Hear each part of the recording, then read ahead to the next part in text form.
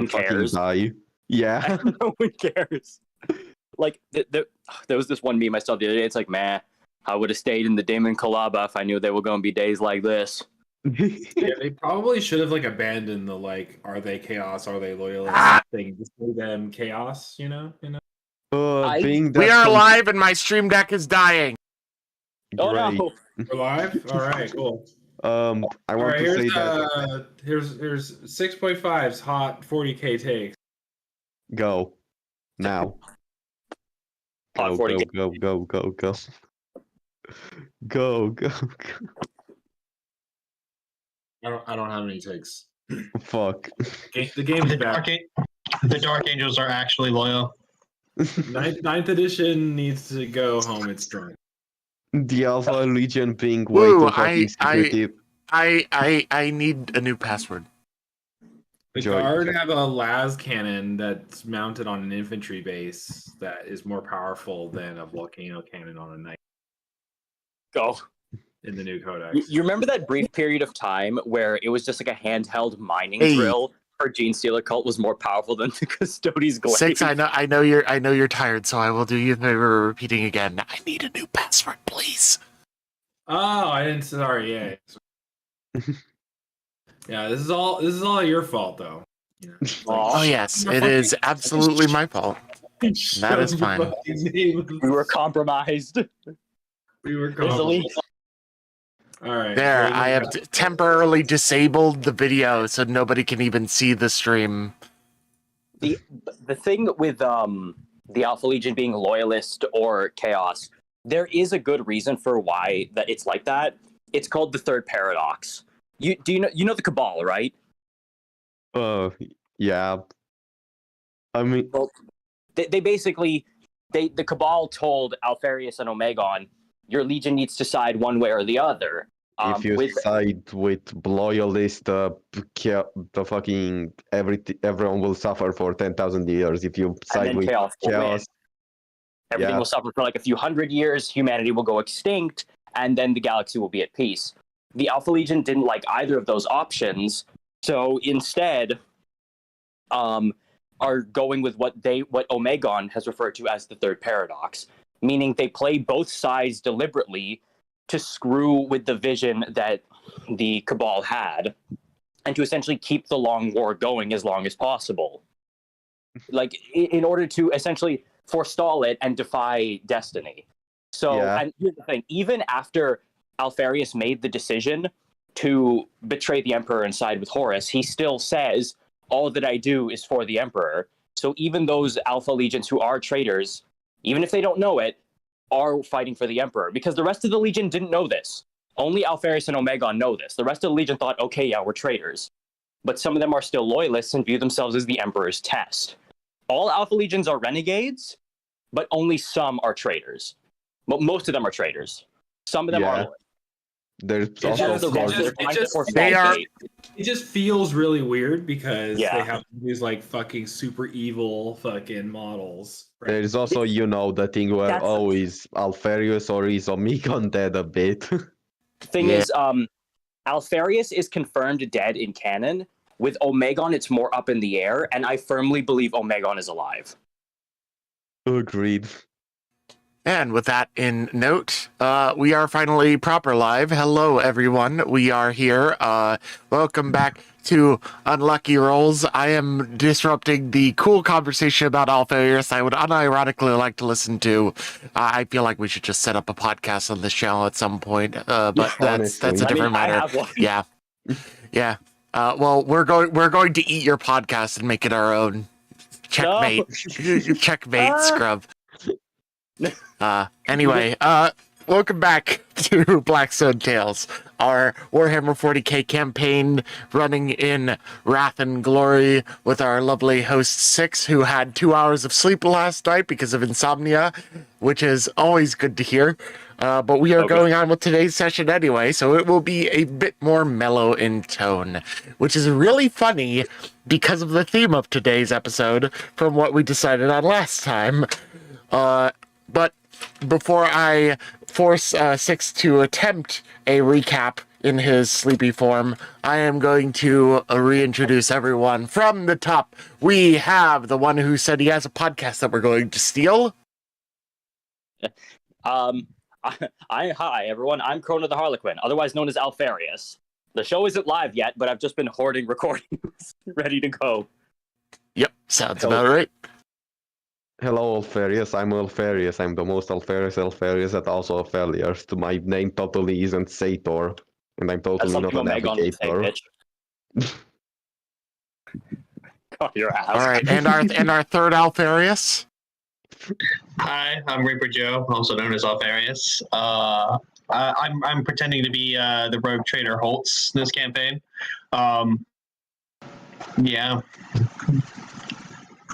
Yeah. And last of the players would be myself, Alfarius, in Orky form, known as Gizmek this time around. And I am Trisky, who is playing said version of Alfarius. And last but not least would be our lovely GM, tired as fuck as he is. Six. We're going to have a very mellow session today. I'm playing all the other Alfariuses in this campaign. It's gonna be a good time. We're Orkfairies. So we intended to do this session for the last session of October, for Orktember, but things got in the way and we were not able to do that. So this is a belated Orktember episode.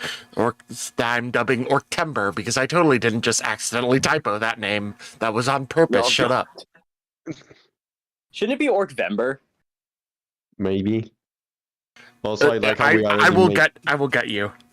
I like how we already made a joke about all of us being Alfarius before in fucking OG Rogue Trader. Yeah, we did. Oh, God. It all comes full circle. Well, we were Alfarius the whole time. We never stopped. Yeah.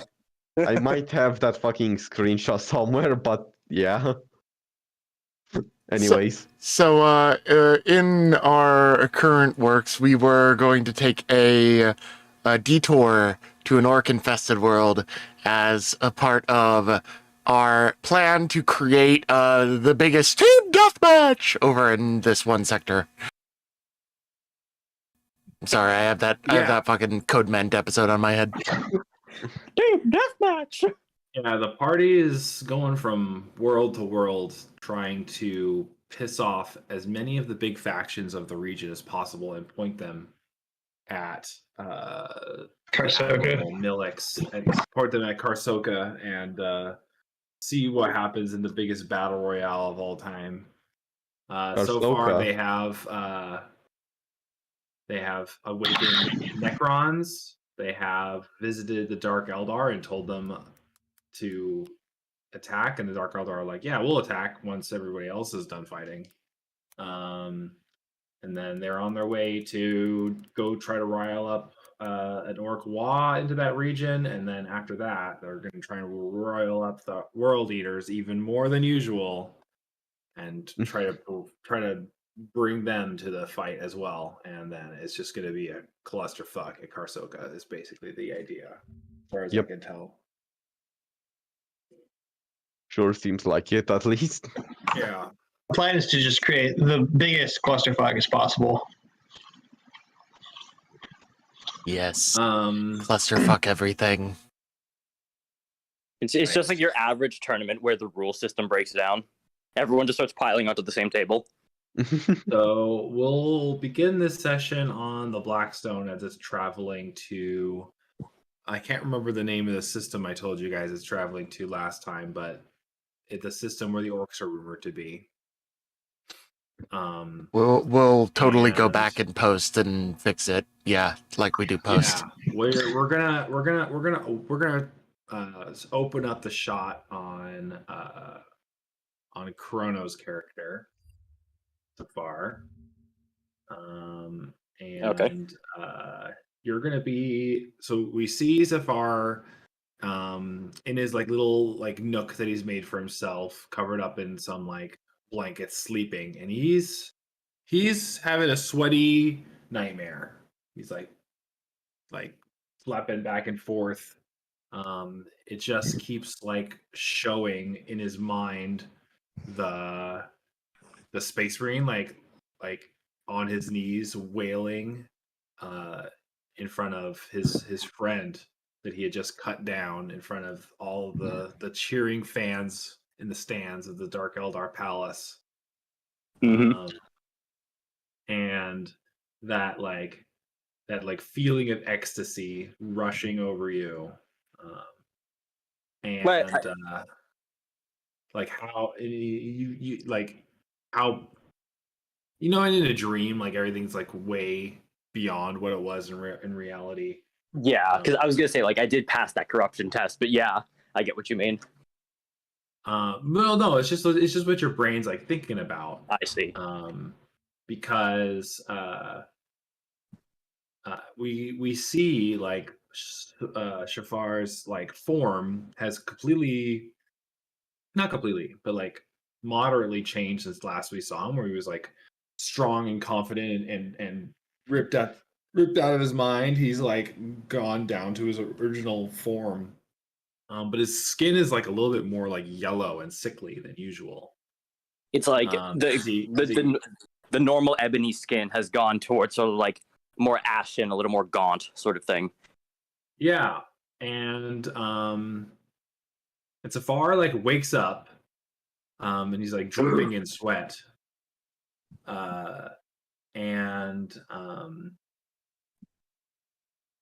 yeah, you don't feel well. You feel shaky.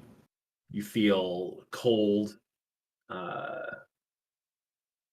You feel like I feel this morning. Oh, I'm like, I was about to say, no. I'm like, is he projecting?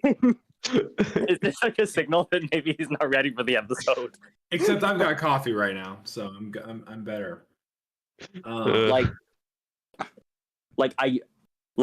spring up with like a bit of a shake and a gasp, having remembered that dream play over and over in my sleep, but each time a little bit different.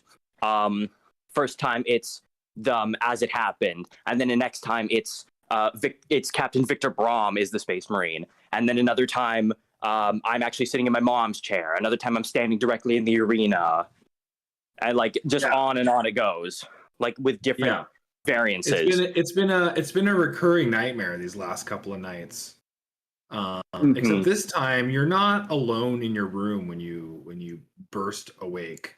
Oddly enough, I don't immediately realize that. I spring up, I flick up, I'm drenched in sweat. The first thing I do is I take, say, like one of the thin sheets and start mopping the sweat off my brow and my face. So I'm not immediately aware of whoever's there. Yeah. She like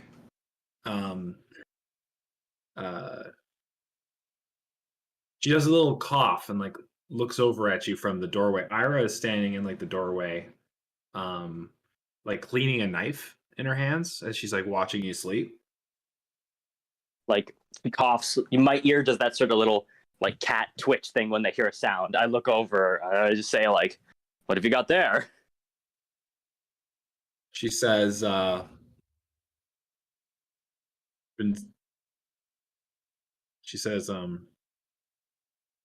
guess you're feeling it too, huh?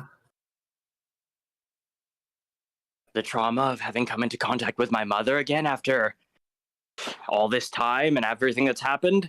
I can't imagine the two in that statement is very poignant, Ira. I'm sorry. Unless you're secretly a sibling of mine, which I wouldn't put it past her. No, I mean the withdrawals. What do you mean withdrawals? I haven't taken anything. She like I sort of an eyebrow at you. I sort of get out of I sort of slide out of my little cot and I actually slip on my way out because of the sweat. Like sweat has dripped onto the floor and I like slip a little. And there's like a squeaking sound as like rubber hits water, you know. And she laughs a little and she says, do you want a little help with those withdrawals? She's like balancing like her knife on her finger. Like without She without like flicks taking- her eyes up at you. You can see she's got like bags under her eyes, like she hasn't been sleeping either. I see. Like I take a minute to like sort of look her up and down. I see like some of her abs have sort of receded. Like she has bags under her eyes. Her hair looks a little bit oily. Like I try to stand up straight, like taut straight, but immediately I lurch forward with a little pang of nausea and put my hand on the wall near me to steady myself as my vision begins to swim. Like, you know when you stand up way too quickly? Right. Like that. I have one of those. And then I'm just like, how do you mean? In between like a little burp. It's like, whoa. And I wipe my face. You should come with me. Follow me. And she like starts to head off down one of the corridors. Do you follow her? I do, because I have nothing else going on and I'm in a groggy state. Because again, I'm not fully aware of what's happened to me. I think I'm just sick because of having seen my mother and the trauma of everything that happened. It hasn't fully dawned on me yet what effect the pain is having. Because we established that in the last episode. I'm not fully aware of my own corruption. Yeah. So yeah, as you follow her, like your vision is like tunneling a little. You feel, you know, as I said, like you feel sick to your core, and you're having trouble like following her down the hallway. Like you keep like stumbling and like putting your hand up against the wall, and then when you do so, you feel like how weak you are. Like you can barely hold yourself up right now. Yeah, like I'm shocked and really concerned internally by how bad it is. Like this had been happening for a few days now, and I had just sort of shrugged it off. Like maybe I'm sick, maybe I caught something from that unsanitary environment, or you know what have you. Like, but like now this is really concerning because I feel so like weak and wobbly. Like something feels wrong. Like you feel like a normal human right now. It's just there's no like extra ordinary dexterity. There's no extraordinary strength. Your brain is like barely like functioning. Mm-hmm. Like I'm below my baseline. Yes. And Ira takes you up to the navigator's spire, and to her like room in the navigator's spire. So you're standing there in her room, which has like all sorts of like torture implements on the walls, and you know, standard Dark Eldar spikes stuff. And she opens up her closet, and in her closet there is a man hanging from a cord with his like mouth bound and his like eyes bound, and he's like struggling, and he's like making like sounds. Oh Jesus. And she walks over to you and puts the knife in your hand. And she just like points, and she just points at him. Immediately, immediately when she opens the door. At first, when we walk into the room, I take a second to just eye the place. I'm like, you have some interesting things in this room, because I've never been here before. Like, you have some interesting things in this room. As you say it, like the words are like slurred, right? And they're like this room. You can almost like see the like words like vibrate in the air, you know? Like you're so hypersensitive to everything right now. Yeah. Oh God. Oh no. Please, nobody turn on a light bulb. If the alarms on the ship start going off, that'd be awful. Oh yeah, I got a message for you all. I'm bored. Let's fight. No. just all at once, and then every klaxon just starts going off. This is my hell. No, but like immediately I make like a joke. I try to make a joke like, well, whatever's about to happen here, I feel like I might need to ask Sator's permission first. But like it just comes out slurred, so I just mumble something about Sator, and like that's it. And then she opens the door, and then I'm suddenly a lot more aware, because that's really fucking shocking. Like I spring backward and press my back against like the door, and I'm just like stunned by that. Just like, because there's so many questions. Why do you have that? Where did you get that? Who is that? Does Holtz know you have that? Oh my God, is that going to be me in a minute? I like how you say that. That. Yeah, This she just like entity. she just like shoves the knife into your hand and then like starts to like try to push you towards the closet. She's like, "Come on now." What is it you ask of me? What do you want me to do here? Just kill him? No. You gotta feel his pain. But why? Like, again, I'm like, I am no Drukari. This isn't my thing. I assure you, woman, my soul is intact. I don't need and this. when you look at this guy, you don't actually even see like a guy anymore. You see just like the veins in his body like thumping. You can feel the fear in his eyes, and it like hits you like a stroke of lightning. Ooh. Hit you like that McDonald's Sprite, you know what I'm saying? Yeah. It's like a shot of espresso. Oh yeah. Just see this guy hanging there. What I imagine, and you can like, feel yourself like get excited but you you're know, not like, sure why. No, you know, like when two characters are stranded on a desert island, you look over at your friend and there's like that doo doo doo doo, and then they turn into like a chicken wing or like a tomahawk. Yeah. That's basically what this guy hanging kind of looks like to you. He's like a piece of meat just hanging there, just like waiting for you to chow down. Like,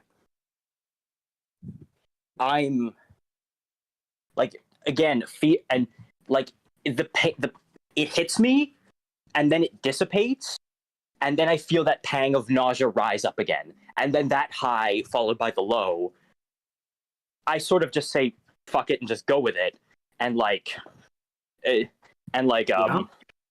like sort of like fail in November, if you know what I mean. And I just sort of like, I take a knife and I resolve myself. Black. We'll fade to black as Saphar like looks up and smiles at the body hanging in her closet, and like, you know, we see his teeth. Yeah, oh boy. And like, I still have some self-control here, where I'm not going to just like cut the guy to pieces or kill him, but like there's a bit of a. Huh? We're still gonna make you make a corruption test right now. I feel like he should be I personally feel like he should be a bit lighter because he's already being fucked, but at the same time, this is his first time doing this shit, and later on he's going to be like, whatever, another person to torture. Yeah. Let me look up what we're dealing with here in terms of like difficulties and stuff. But this will make Saphar feel way better. Mm-hmm. I just sort of imagine Saphar going up to this guy. Oh, I have to do this torture thingy. You give her like the lightest cut out of his palm, and you're like a giddy schoolgirl, just like, he did it. It's like, all right. I know. Give me a conviction test difficulty 4. Risky. It's like when you get the one kid who follows all the rules to like put one foot over the line into the girl's bathroom or the boy's bathroom. And like, see, I did it. It's like that. We gotta drop your stats before you do. We gotta drop your stats before you do the result test. You're back to the baseline. Right. There we go. Oh shit. He passed. He passed. I know, but he's got way less. He's got way less dice than that. He's only got 2 dice. Oh, okay. Wait, well, it was supposed to be 2 dice. Yeah, he also got a complication. We're just gonna re-roll it. Re-roll the conviction. And yeah, what was the difficulty number? 4. Let's go with 3 instead of 4. Okay, difficulty number 3, dice pool 2. Yeah. What? One success. You got 1 success, so he's going to take 3 corruption. You accidentally set it up as 4 instead of 3. It's fine. Oh, sorry. You gain corruption equal to the difference. You only gain 2 corruption. I see. I'm gonna take a ruin. I guess do I have to reset up the board? No, we're good. Okay, I can just make it. I'm at 13 corruption right now. Yeah. It's the thing in the corner which you might want to reset with the actual counters, but yeah. Yeah. Oh, right down the bottom. Oh, I got like 9. I got like 9 ruin down there. Right. Yeah. And I think that was supposed to be a 0. Well. Yep. Yeah. Yeah. So So the next thing we see is Saphar and Ira just like lounging in her room. She probably has like a hookah or something set up. And Saphar just like looks way better. Like he's like his old self again. Old in hard air quotes there. You do have plus. Actually, I give you +1 to all your stats right now. You're like slightly high. Wait, are you gonna do that, or do you want me to do that? Oh, thanks. Not 10 toughness. That's 1. Thing to note, I have like there's not that many slashes or cuts on the guy, but I do have a lot of blood on my face, like around the around the mouth. Oh, I've got the closet closed in this scene, so we don't see the outset of what happened in there. Oh, we just see Ira like in her with her normal skin tone, Saphar with his normal skin tone, and you're just like relaxing on like a low couch in her. She's got like a low couch like around the out like a party couch, like a beanbag chair. No, more like a you go to a Moroccan place, like a low Moroccan couches. Yeah, I get what like I was thinking.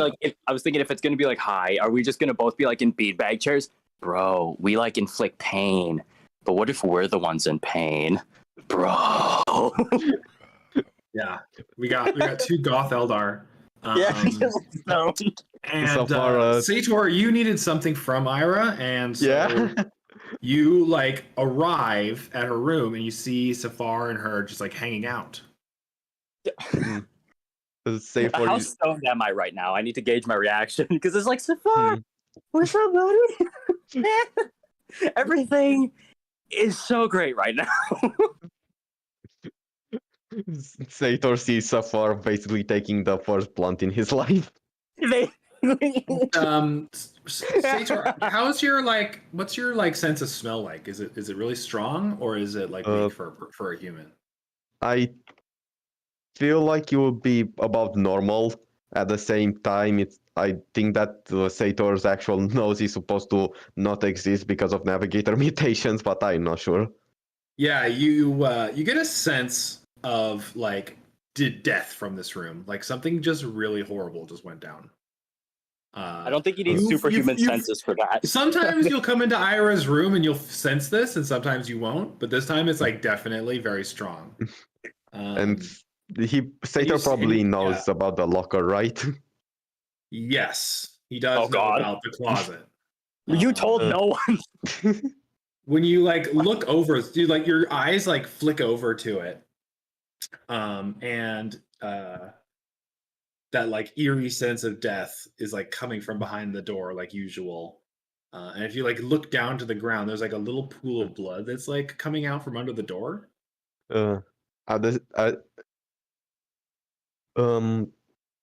Sator would ask Ira, well, do you still need him? It's going to take him to the homunculus. Me? Or the guy? The guy, not you. Okay. Oh, we're done with him. So, yeah, Sator walks over to the locker and just opens it. Yeah, I mean, we're going to have like a fade to black situation too, because that's definitely what R-rated in there. But, sometimes it's scarier not to know. you carry the body out as like her and Saphar like take turns like blowing smoke out of this hookah. One thing to note is that the color of my cloak, the color of my clothes looks darker and more dour. Like it's still a white cloak, but it's like a almost like a more gray, almost like a grayish, or like it's gone from pure white to like a darker white, if that makes sense. I think that every time we see Saphar at this point, like the shadows of the cloak are like deeper. Like someone keeps applying like a painting wash to his model, and making like his shadows darker. Yeah, bro, why do you have to call me out like that as I stare at my Nuln Oil? 100 layers of Nuln Oil challenge. Basically. This is the no oil spill. I feel like at least one person, when Gizmek has thrown the ship into overdrive, has been thrown across the room and just been splattered with all their paint. Like that's happened once. Sounds on about right. somebody. Comes into a room, the guy looks like a fucking pride flag on the wall, just stuck there with all the paint. All right, so that was Saphar's short scene. Does anybody else want to have a scene as the ship's traveling? I sort of already. What was his name again? Because I need to also mark that down of the homunculus. Oh, Houndar. Yep. You think you're gonna say Hound Dog? He ain't nothing but a that's how I remember Houndar. him. Yeah. I mean, right now he's mostly just working on making a second Gizmek. Oh God. So Yeah. He's making my fight buddy. As we leave that scene in Ira's room, we like turn to look at the hookah, and there's like a hand floating in it. It's got, like and like the blood is like spilling out of it into the hookah mixture. And Damn, bro, you cut up a druggie, and now you're smoking him. That's actually sort of funny to me because if anything, Sator has collected like 2 or 3 hands throughout the first campaign. Sator's like, is that he just turns around? God. Turns around, sees the hand floating in the thing, bleeding and twitching. Is that one of mine? Bro! I just fucking remember that I was potentially thinking about asking the homunculus, hey, how dangerous is it to attempt to revive someone who has been dead for like a year? Oh God. Horribly dangerous. Let's begin right away. Yeah, exactly. Yeah, basically. Ooh, sounds like a project. Let's get on it. Let's go. Not even anyone important. It's just a fucking random. It's literally just Sator has the rotting hand of a guy who had a Plasma Joe basically tattooed onto it, and he was using a plasma gun that was always on overdrive or whatever. Overcharge. Easy. So yeah. Does anybody want to have a scene in the? Yeah, Gizmek knows that we're going to some form of like orc-infested planet, right? Yeah. So Gizmek has been putting his other projects aside for a little while in order to update the cargo bay that he basically lives in to be a little bit more accommodating to the orky type. So he has replaced a lot of the Imperial style accoutrements with orky scrap and badly done paint and all sorts of things, so that when he inevitably brings in some other orcs to fight, they will feel right at home. It's like when a Disney princess is cleaning up the room with the aid of woodland forest creatures. It's like that, but extremely messed up. Oh yeah, it's like basically it's like that, but he's fucking it up even worse. But he's just doing all this, and he's preparing all of this, and assumedly some of the mini cult guys that I like, the few honor guard that I acknowledged, are helping me out. You know that one scene in the live action Grinch movie where he like perfectly pulls a sheet out from a table, but all the dishes are perfectly on the thing. So he walks back to the table and then just throws it all to the ground. Yeah, I imagine that's just like Gizmek's workshop in a nutshell. Just like swish. Yep. Do you want to make like a tech test to see how effective that see how orky I can make it? How good he is at fucking up his own room. Let's see. Let's see. I'm gonna give you like a gradiated response because you roll like a billion dice. I'm not even gonna give you like a difficulty number because a difficulty number would be freaking insane to make that a hard roll. So we're gonna gradient response it. All right, 8 successes. Okay, so you managed to gear out 8 of your honor guard in this spiky armor, this like orky armor, and they're going to accompany you down to the planet when you arrive. He's looking right orky. It seems like when you put the armor on them, like you look over, and they got like green skin, and like they're like hulking over, and they're looking pretty orky to you. Like they look like orcs. They don't look like people. Holtz walks in to this to wherever this is, and he looks over at these humans, these auto guard. He's like, "What are y'all wearing? You look ridiculous." And then he walks away. That's how it's supposed to be. That's how it's supposed to be.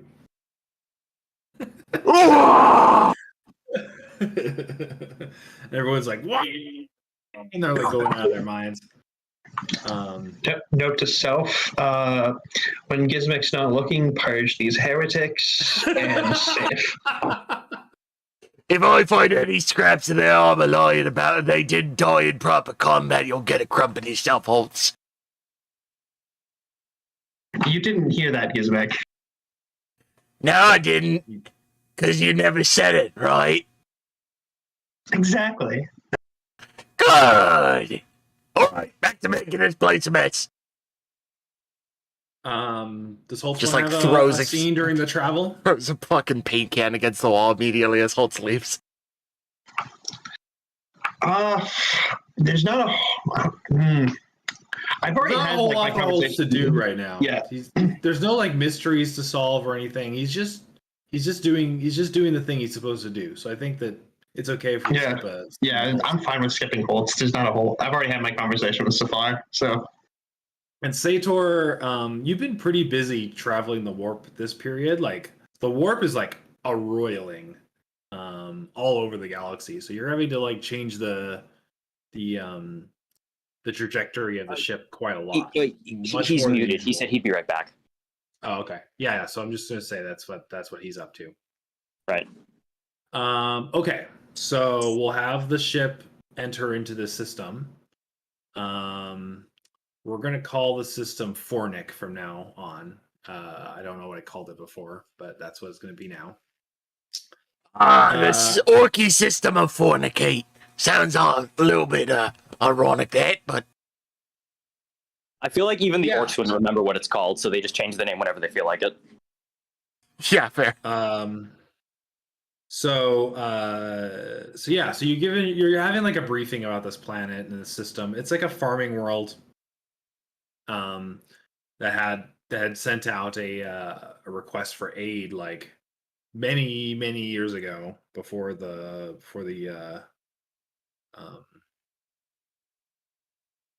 cicatrix. And so you guys arrive, and the system is like, at first you think it's like full of activity, like there's like red dots lining up in the radar. Like it, looks like you're gonna have to go to battle stations, but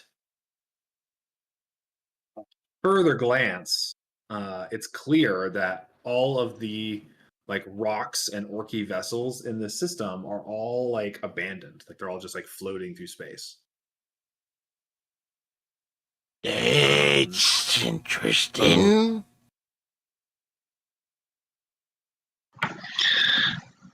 Gizmek, you're saying that like this is beyond your expectations. Care to explain? Yeah. I can explain that it don't make no sense.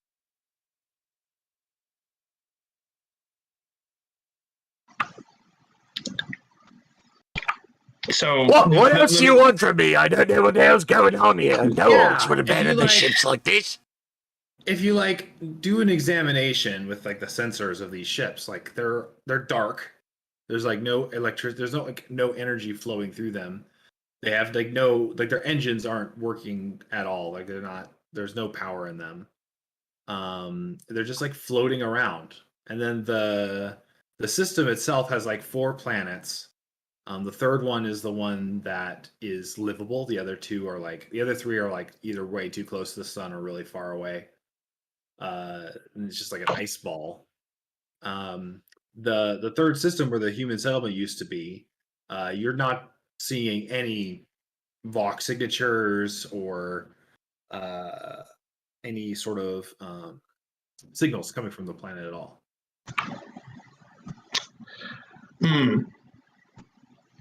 Well, there's two options. We investigate quietly, or we just shout into the void and see a response. All right, shout into the void it is. And you said the word quietly. Yeah. So you head down. You head over to the planet, and you're in orbit of it. The planet's supposed to be like a farming world, like covered in like wheat and so forth, but it's completely bare. It's just like a rock.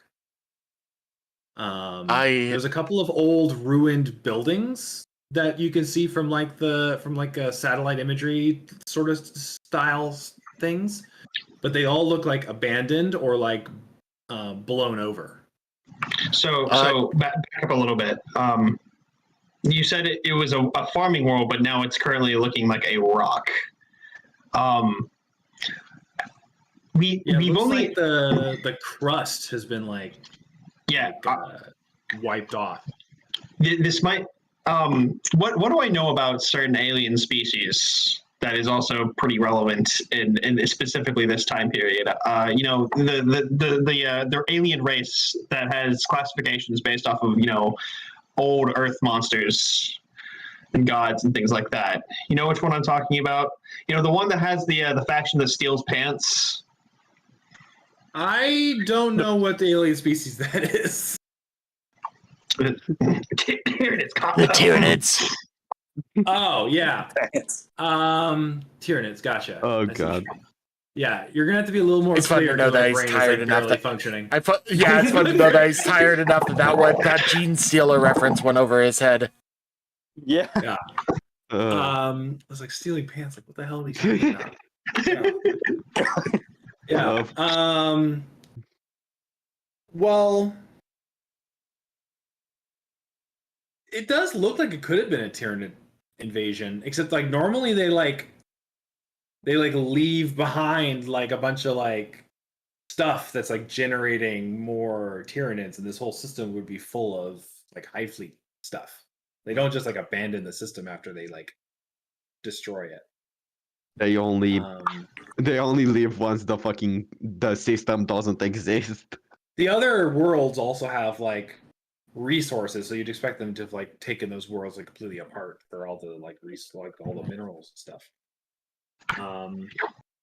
So I don't think you think it's Tyranids. It doesn't feel like it. It feels like something else. Okay. There are a couple of structures still surviving on this planet. Farming worlds generally have to set up like insane weather control systems in order for the weather to actually function on these planets, because when they make these farming worlds, they level all of the mountains like across the entire planet. They like level the whole planet into one level, and that causes like insane like climate change. Like the winds can because there's nothing to stop the winds from like just accelerating, and so they set up these like weather control towers to stop the storms from just like tearing the space fleet to shreds. And so there's a couple of these like towers like dotting the landscape, but they don't have any like energy signatures coming from them. There's like no power. They're like they're not functioning. Would Sator find anything weird in the warp other than the usual? My computer just restart. Oh, good timing. Oh no, I just haven't moved my mouse for long. My screen's flickered. It happens. Okay. I was like, oh, did my power flicker again? Great. He's entering a shadow in the warp. Yes. Rod. Yeah. What was I talking about? I forgot. I was asking if there's anything in. Oh yeah. Weird in the so warp. the warp is like roiling like mad right now, so it's hard to tell if there's like a warp, if there's something wrong, or if it's just like the background nightmare of this area of the galaxy.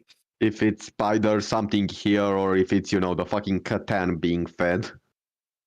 Yeah. He's just having his dinner right now. There's just a lot going on here. The cicatrix is on additionally even more prickly and spikily than usual. And you can see it wisping in the distance as it's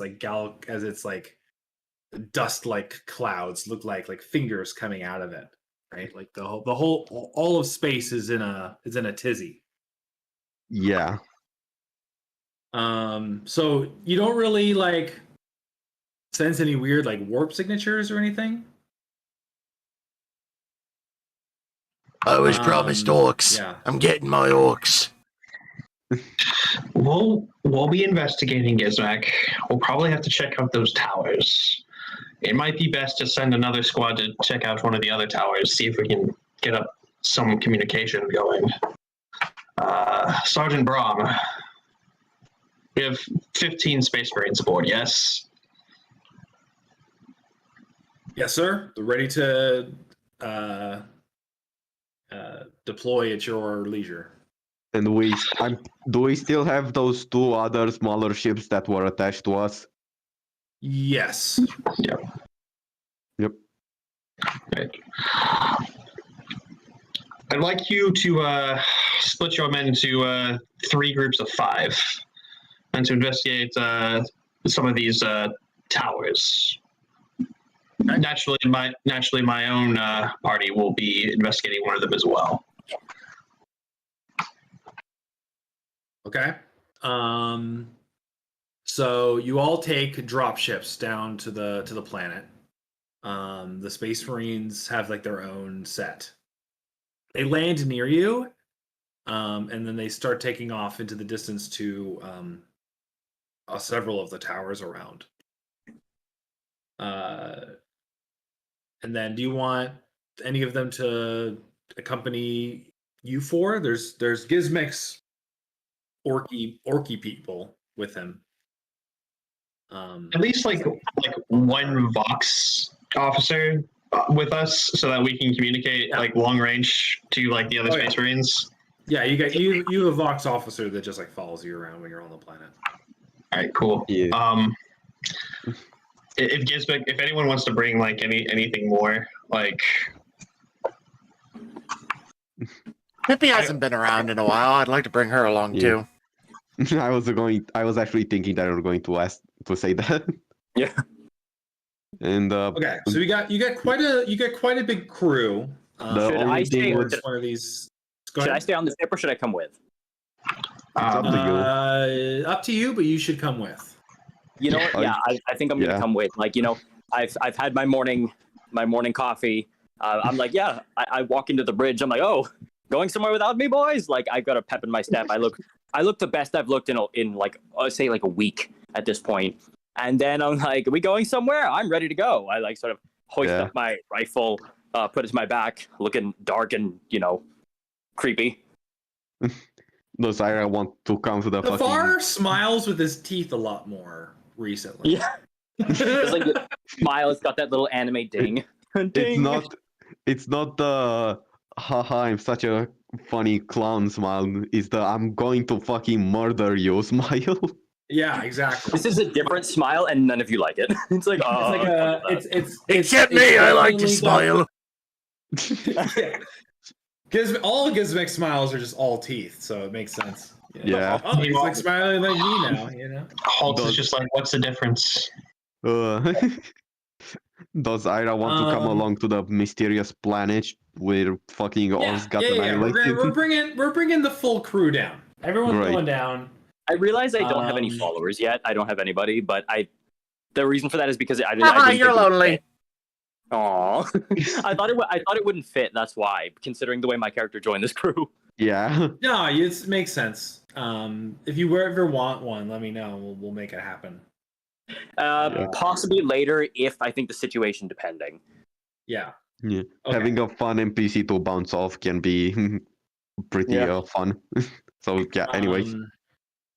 Yeah. So we got the whole crew, and we're standing in front of one of these weather control towers. The tower is quite tall. It's maybe 10 stories tall. It dominates the landscape as you get down to the surface, you realize the surface isn't like rock, but like a slick mud. But like, and it isn't. It also isn't rock. It's like dead, like wheat on the ground. Like it's all like dead and it's slush and like slurry. Yeah. Looks like it hasn't been cared for in many years, and the winds are like whipping around you. So we got the cape on Saphar and like the jacket on Holtz like fluttering around with the wind. Everyone's like kind of moving really slowly as like the wind is like pushing you around the planet's surface a little bit. Yeah. I am. Like, You all have to like yell at each other because like the wind's like. What? What? Like, yeah, Ricky! No, I'm not hungry. I ate. Completely missed. Units down the street.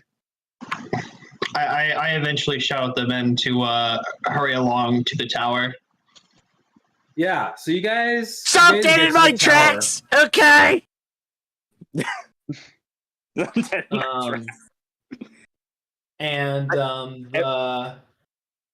Is it cold? Like it's no, it's like a normal it's a normal temperature because it's the planets is the normal distance away from the sun or whatever. I see. Okay, but like the wind is just is like normal temperature. It's not like cold wind or anything. No, I'm saying is like Saphar is like complaining pretty thoroughly to himself, like the mud and the wind. Oh no! Like, belly aching and just. No, Saphar is becoming snobby. Oh, A little bit, yeah. He's becoming a bit of an elitist snob. So you make it to the tower, and the like inside the tower is like a mess. Like the staircase is like falling apart. There's like big panels of metal that have like fallen to the ground. But there is an opening into the under section of the weather control tower. And as you know, like these extend pretty far underground with all of the like required mechanisms and so forth. And so you start to head down to like figure out what's going on. And you get like a spooky vibe. You know, it's October-y, so we're gonna have like dark shadows jumping out at you. Like there's there's no lights. Everyone's using the illuminators or whatever.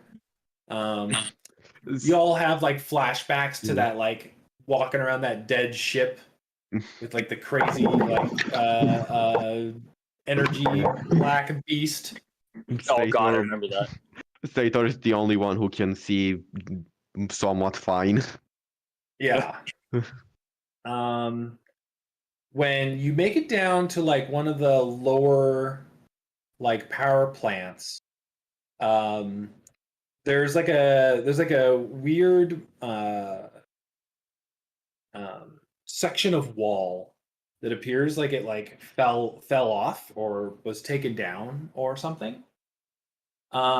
And the other side of this wall has a very like different like feel to it than a human built structure. It's like a human built structure like sort of like intersected with some other thing that was underneath the planet's surface. Oh, I think I know It's like it's like a smooth rock. And it's got like interesting like sigils on the walls in like a language none of you can understand. It's got like an orange glow to it. Even Gizmek, actually? Yeah, even Gizmek, because it's not Necron sigils. Gizmek, our professional linguist, unironically. It's also not Eldar because we have an actual Eldar with us. Yeah, I take a look. Yeah. I take a look at the runes, like squint and give them a look. I'm like, I'd venture to say this isn't some Orcish dialect, Gizmek. So far as you get You're close to blind. the We runes, had give me, to like, an written awareness language. test. What's the awareness thing in this game? I'm pretty sure that it is. There is also passive awareness if Yeah, someone is difficulty picking up. 4. You're doing an inspection, so go ahead and give me an inspection test. Where is that one? Should everyone do an awareness test or? No, Just he's so far. the one looking at the sigils closely. Where's inspection? It's awareness. Yeah. Oh, I see. Sorry. Okay, awareness difficulty number. What's the Quattro, I difficulty think. number? 4. 4. Yeah. And dice pool 6. Yeah, it looks like you got 6 dice in awareness. Cool. 4 successes, 3 failures. Perfect. So you're looking like at these sigils, and they're carved into the wall. And as you get closer, like it seems like the orange light is coming is not what they're truly like putting out, but that's what the like reflections off of the other surfaces are. You're seeing that they're like much more pink as you get closer to them, and the sigils are actually like carved out of a crystal. Oh, so like they're crystal inlaid into the wall? Yeah, they kind of remind. I don't know if you've seen this, but they kind of remind you of the artifact in the engine room. The warp core artifact that we're using to. I have not seen that. So Yeah. Yeah, so you just see the pink crystal. You pointed out to somebody, and maybe like Holtz or Sator or Gizmek will notice that. Yeah, kind of reminds you of the crystal from that Blackstone fortress. Mm-hmm. I just sort of point it out and like just generally announce it. I'm like, look at this crystal inlaid into the wall of some sort. Hold up. I basically like move Saphar out of the way. It's like. I just imagine Holtz just steps up to Saphar, even though he's bigger than him, just like grabs him on both shoulders. Saphar just looks like a doll. He lifts him up and puts him to the side. Pretty much, yes. I am in power armor. This does make sense. Yes. I'm just like a little bit shocked that just happened. I'm like, oh, okay. And looking at this is like, Vox officer, get me in contact with Bitbug. Yeah, so he goes to use the Vox, and there's just like static coming out of it, and goes, "It's difficult to get a signal down here, sir. I'll have to head back to the surface." The second Sator saw the pink crystal, he is just thinking, "Oh, good, more shenanigans is about to begin." Just like, oh shit. Is that thing people do where they use their 2 fingers to press the insides of their eyes? Like, do you do that but with 3 fingers? Like the bridge of their nose, yeah. Like, does he do that but with like 3 fingers at once? Maybe. I He's mean, got 3 bridges.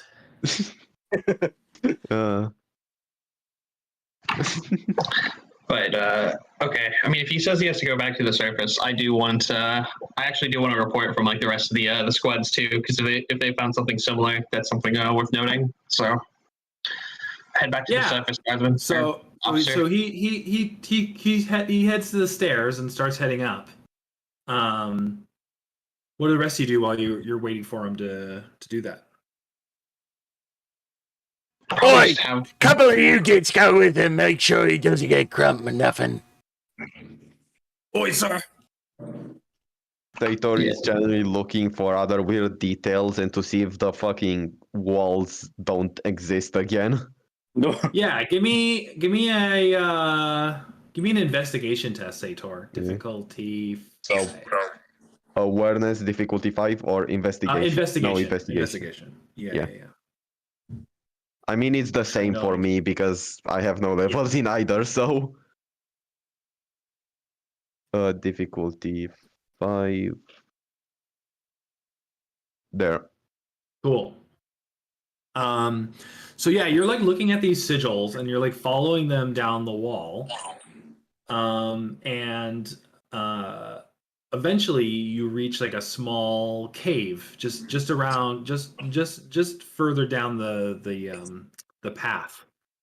And in the cave there's like a column of this pink crystal and like a cube pink crystal on like on this lectern basically. And it's like pulsing in the warp at you. Is it similar to the... I'm going to assume that it's not as bad as, the beacon thing, which made the orcs really pissed off. No, it's not. It's not beaconing. You would have felt it outside if it had been so. Yeah. Sator will tell that there's more pink crystals here and that they are pulsing in the warp. Yeah, and so you're like looking at these sigils and like looking around this like little cave, and you're like looking at this cube. And as you look at the cube, it like lifts up into the air a little bit and like does like a little like Rubik's cube thing where it like changes like shape a little, and then goes back to being a cube and is just like floating there. Oh no, we're in Hellraiser. And you get yeah, I was gonna say. I mean, everyone was. Anyway. You get pretty curious and you get like closer to it to like inspect it. And as you get closer, it starts to like vibrate a little bit faster. And that freaks you out a little bit. And so you stumble back. And when you do so, the cube like reorients itself again and like slams down into the lectern, and the lectern like explodes into like millions of pieces all throughout the cavern. Did any of us see like the cube floating there as he was approaching, or are we only aware of it all of you were in like the tunnel. Sator like went a little bit further down the tunnel than the rest of you. Oh, I see. I feel like it would have maybe someone caught like only a glimpse of it because he did call out that. But you guys hear it and you feel it as you feel like your whole being, like your soul, is being like stretched in one direction and then reverted back to normal.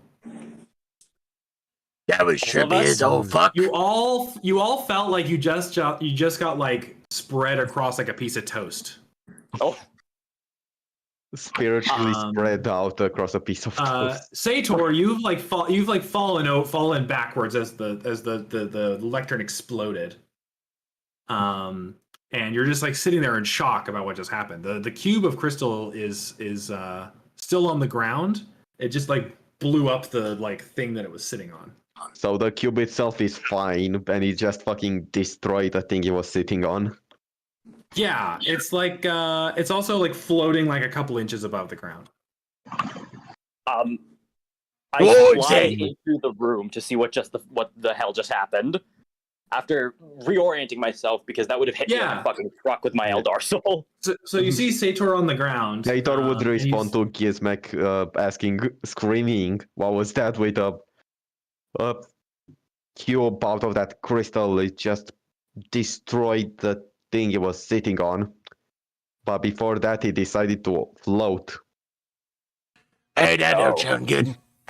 While simultaneously trying to get up and checking if any of the lectern species got into his skin. Yeah. Like, that's what I'm saying. If Saphar walks towards Sator, he would have to be really careful about not stepping on like a sharp piece of lectern. Yeah. So I'm just sort of like going towards him to try and pick him up. Gizmek just casually approaches the cube and attempts to grab it with his power claw. Yeah, you just pick it up.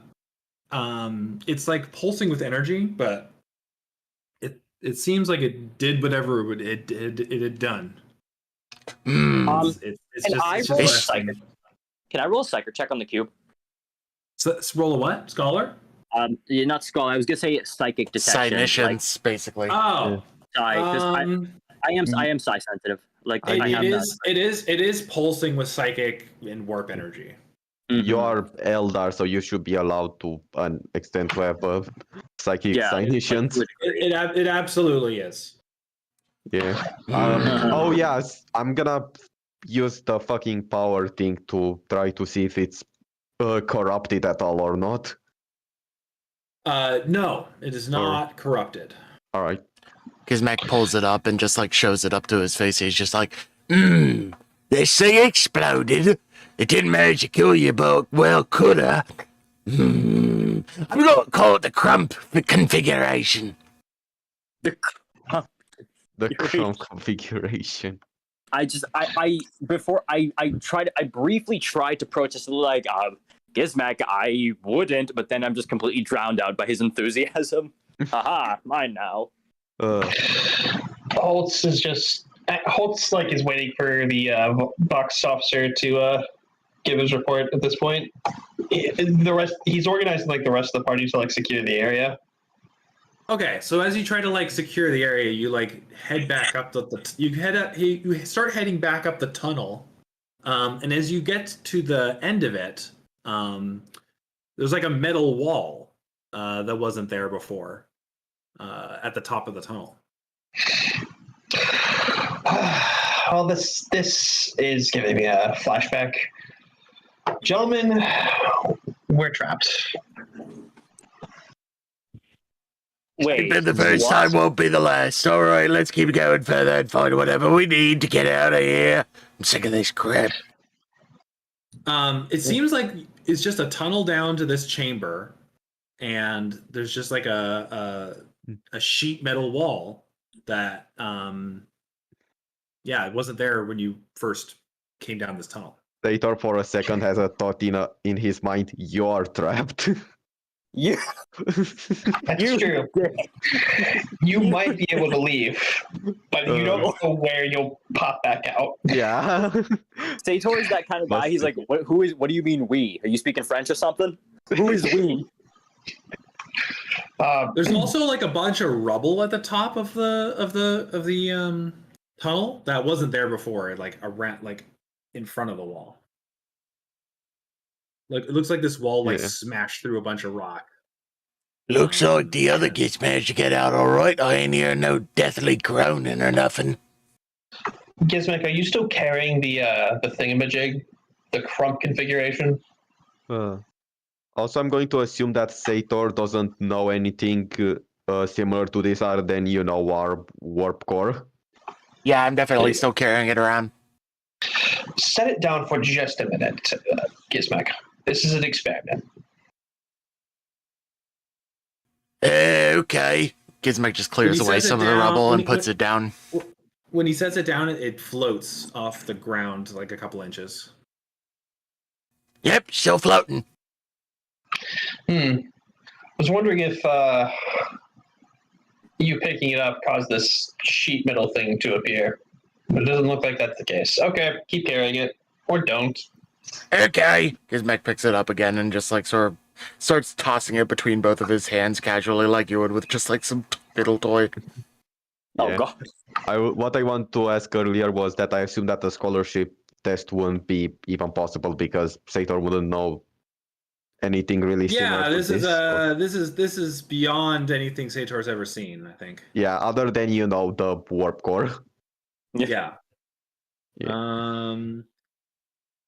Last time we Gizmek, give me an awareness test difficulty 3.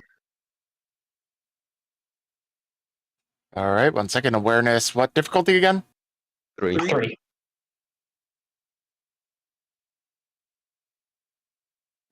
Damn, that was you shit. can always re-roll. I probably should, so I will this time around. Let me do the... Where was the fucking button to do that? Reroll failed. There we go. Blake. No more Wrath. Oh, we never reset Wrath, apparently. You just have to increase your Wrath in your character sheet. Yeah, I fixed it on my sheet to 2. Let me redo that now. Hey, that's we better. Also got, and a Wrath critical. We got one glory. Yeah, you get a glory. Nice. You're like looking at this corridor, you're looking at this wall, you're looking at your power claw. You think you could go through this wall? Like this wall doesn't seem like too strong. Like you could probably take a big swing and break through it. All right, kids, you may want to step back a moment. Just winds up his power claw like a punch and then doesn't even throw a punch. He just like rips at it. He's just like, and you start clawing through the wall, and the panels start like falling down like cheese. Like you're just slicing through it like nothing. And the panels like fall down into the other side, and you hear like this loud like engine sound, and the inside of the weather tower that you saw before is like actually like churning now. It's like working. All of the like metal ribbons that fall into the ground kind of remind you of what you saw when you came down here in the first place. Oh, well, there's some progress. So it's like really loud now because the engine sound. Oh, well, there's some progress. Gizmek, I know it's loud, but we have Vox. We can just, talk normally. What did you say? Just like screaming it into the box. Oh, it's even worse now. I go into the Vox Discord settings and send Gizmek down to 1. He is still too loud. Yes. But yeah. So why? Like I'm looking for like the rest of the crew. Like I'm assuming like not all of us went into the tunnel. The few honor guard you left up in this room aren't there. Yes, this sounds about right. Oi, where'd you kids go? Gizmek, do you remember the last time we dealt with this crystal and we went to be separated from our crew? Oh, yeah. Oh, God damn it. This is going to be one of them kind of places, isn't it? Meanwhile, Saphar is just thinking, wait, again? Yeah, like that's sort of been a running thought I've had throughout the entire time in this cave. I'm like, I actually say it. I'm like, you guys are oddly calm considering how oddly. We was in another place with a bunch of this crystal and made this like weird temporal space bullshit happen. We could walk through a door, be in a room, walk out, walk back through the same door, be in a different room, all kind of horse shit like that. How often does this happen? It also happened. Yeah, well, apparently it's twice now, and if I had a nickel for every time, I'd have like 10 cents, which wouldn't be a lot, but it's weird that happened twice. It also happened while we were inside the warp the first time. I'm Oh, not God. even sure if it did happen. Yeah, it's some weird warpy, timey-wimey bullshit. Oh, We can probably... like, I find this is a bit of an extrapolation, but we can probably guess what happened to the orcs. They got caught up in this thing, and now they're trapped in some alternate reality as well. We're probably stuck in here with them. All of them. Every last single orc. Do you have an idea how to get them out? More importantly, do you have any idea how to get us out? We have to just break the system. That's how we did it last time. Yeah, hey, you all just lean your head against that wall right there, see if you can poke through it. I do as I'm told. I just sort of lean my head against the wall to see if anything happens. Inside of the engine room or inside of the tunnel? Whatever hallway we're in. Whatever hallway. Yeah, it's just rock. It's just solid rock. Well, that didn't work this time. Last time I just no-clipped through the bloody wall. I just smack my head against the rock, like without thinking, just smack and just look back. I didn't say to do it that hard. I said to poke your head through it, not to smash your skull in, you git. I just look back at him. You lied to me. I didn't lie to you. You lied to yourself. I'm not even gonna bother with this. Let's go. If you guys have seen ASDF movie, there's that one skit where it's like, carrots are great for your eyesight. The guy jams 2 carrots into his eyes. You lied to me. It's that. Oh god. Sator is just looking through his collection of drugs and is thinking which is the most appropriate to use in this situation. Can we, since we're in the the machine now. Can we like make our way back to the surface? Like Yeah, so you go up the stairs, and like this place is really cleaned up since you were coming down. It's all the engines are running. Everything is not as dusty and cobwebby as it was before. And you finally make it up to the like main like hallway, and like the spiral staircase that goes all the way to the top of this weather control tower is like fully intact. And if you look out the like front like entranceway, there's just like wheat as far as the eye can see in every direction. Do we see any servitors or like any sign of life besides us? Like even through like box communication, like I'm a rogue trader. Do I have like any like override system that I can be like, yeah, hey, rogue trader, looking for like any contact? Yeah. So you go out onto the surface, and there's no ambient Vox signal or anything, but the weather is definitely improved. It's a very nice day. And you can see above you the weather control system's like spinning in the top of the tower. I for one am absolutely flummoxed. So like I just sort of run my hand through the wheat to see if it's like real. Like it feels real. If it is real, I'm not sure, but Gizmek grabs like 10 stalks of wheat simultaneously and shoves them in his mouth and chews. They taste like wheat. Gizmek, remember what happened? Wheat tastes like grot. Gizmek, remember what happened last time we tried to eat food in a situation like this, and it turned out to be crystal? Well, yeah, but it wound up staying as meat in my stomach, so I don't give a crap. Yeah. I immediately stopped touching the wheat. Just like recoil, like, oh boy. Oh yeah, the burgers were all crystal. Everything was crystal, except for us. Everything is crystal in the future. Quick question for you girls.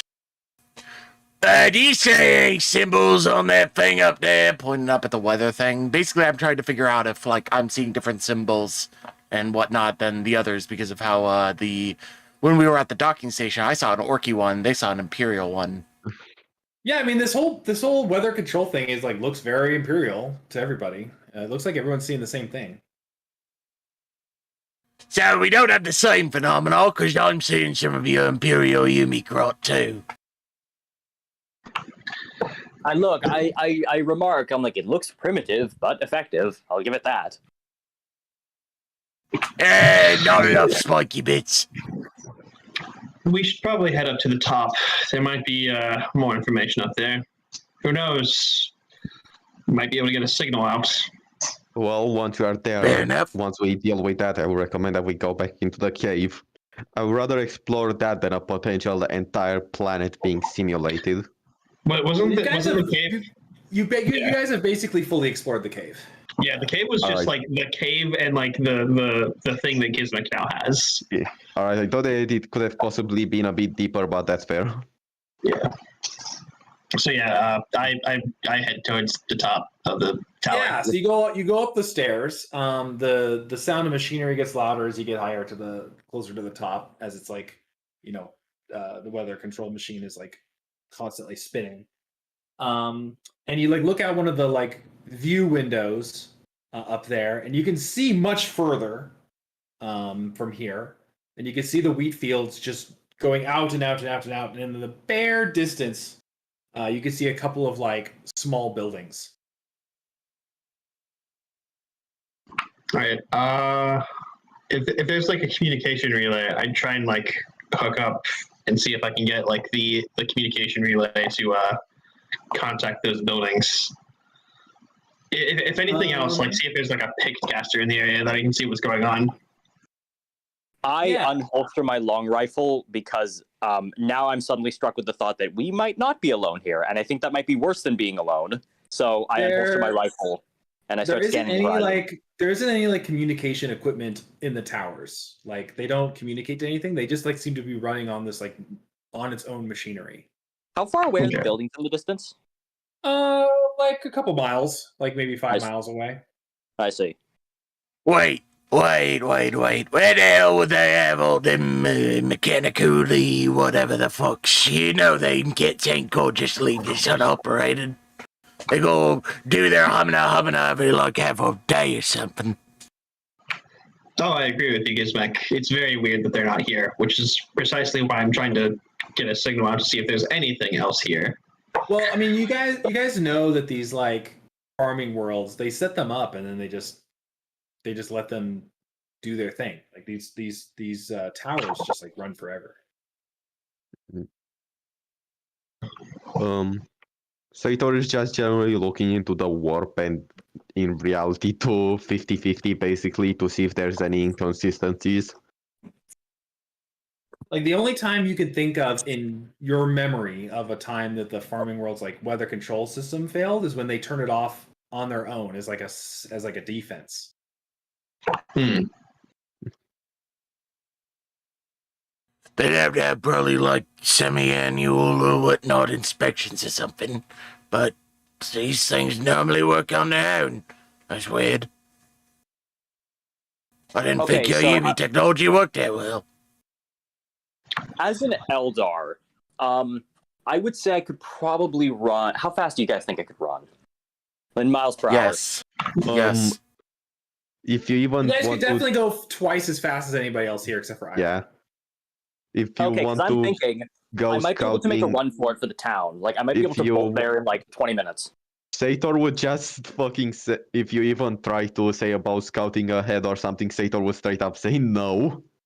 You will get lost from the group. Yeah, there's a good chance you'll get separated from us. Okay, I do suggest going off to scout ahead in the town. I said like it can't be more than 20 minutes away. I'll go run and look. And then you guys say don't, so I don't. Yeah. Begrudgingly.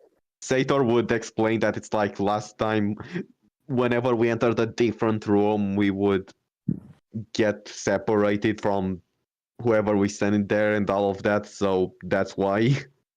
So you aren't just like in the dark on, oh, I cannot do this thing for no reason. I just sort of nervously shuffle towards the rest of the group, just like, shuffle towards the main cluster. Stop hugging me, I ain't into you like that. Oh god. I just like look down just sadly. Oh. Day ruined.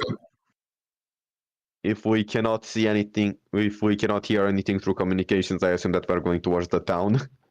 I mean, that's the next lead. Mark where it is on like our cartograph, and yeah, I guess head towards that way. Yeah, so you guys like shuffle through the like fields of wheat towards this town. Another thing is that we should all talk about if we see anything weird and communicate about that, because last time was like, Gizmek saw things different compared to how we did. He saw it like as an orky ship, meanwhile we saw, an yeah, we already Imperial. looked at that with the towers, but no, everything's looking Imperial. Yeah. I feel like that won't happen. Yeah, I was going to say, I feel like that's not going to happen this time. Yeah, because it's just a normal farming world. Compared to baiting people into a ship that looks friendly. Anyways. It's the simulation tries to mess with all our heads by showing us an idyllic farming village like they do in movies. Say, ooh, look at this idyllic farming village. You don't want to leave. But then the whole simulation just 404s for Gizmek because such a thing doesn't exist for orcs. It's just a fucking yeah. There's nothing. It's just all blue screens. It's just all blue screen in every direction. It's just a burned down village with 1,000 orcs coming to fight him. Oi! What kid forgot to install the Texas for this Gary's on map?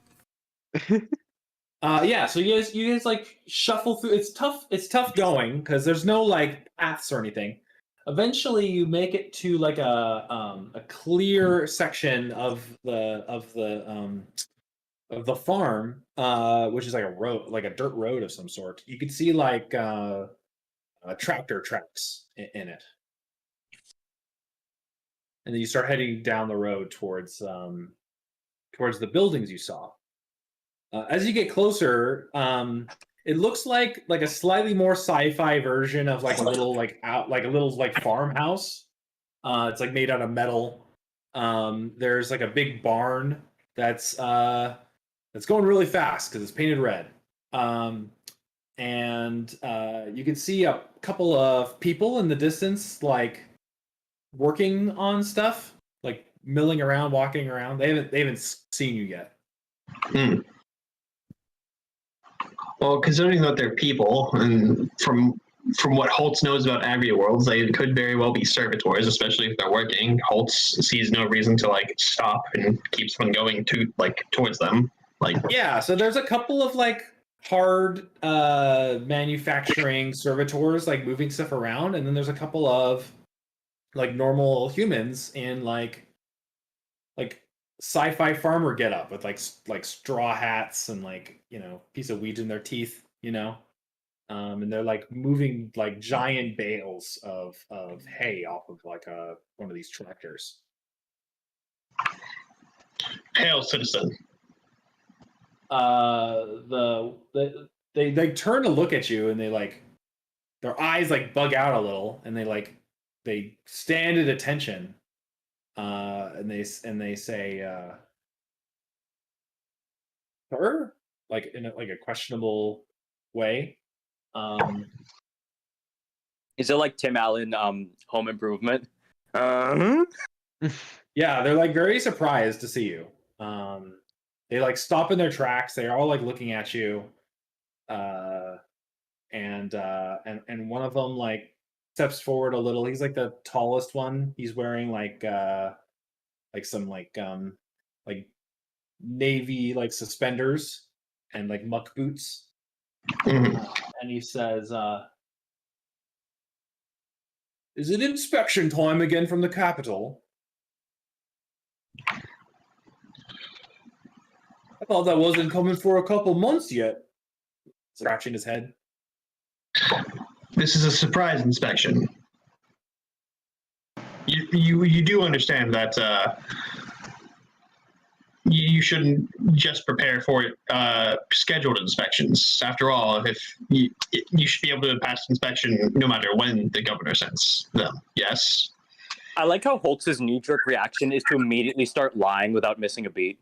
Yeah. Yeah, he's kind of like weirded out by what you're saying, and he's like looks over your shoulder, and like Gizmek's like standing there with his like mechadendrils like moving around. He still has the crump thing, right? He's got like two of his honor guard with him. The other ones like we're like up in the tower when you guys went down to the tunnel. Yeah. But he's still holding like the crump figure. Oh, like the cube. Yeah, he's got the cube in his hand. Yeah. Gotcha. Yeah, I got me the crump configuration. Voice in my head. And he's like, well, that's an interesting creature. Don't pay attention to him. Blinks, looks back at you and says, "Oh, do you have a bad problem of just trying to push back my appearance? And I don't really appreciate it much. I want justification too." He like gestures to the giant tractor that he has, like in the square of this like little cluster of buildings. Sator pats Gizmek on the back. Our equipment's all working. We've pulled in the normal amount of material. I know we've got a tithe coming up pretty soon, so I'm sure you're here to make sure that we're following up on that. A tithe, you say? Where's your delivery truck? He's like looking around. Before that, sir, things have kind of clicked in Holtz's head for a second. It's like, are you sure you don't recognize what this creature is? As in, you've never seen one of these. You've never seen. He's some sort of Xenos of some sort, yeah? So Why what is you're he saying walking is, around with you like that? That doesn't seem right. So what you're saying is that you've never seen one of these on your planet before. Oh shit. Oh shit. Yeah, it's clicking for you too. Oh shit! Yeah.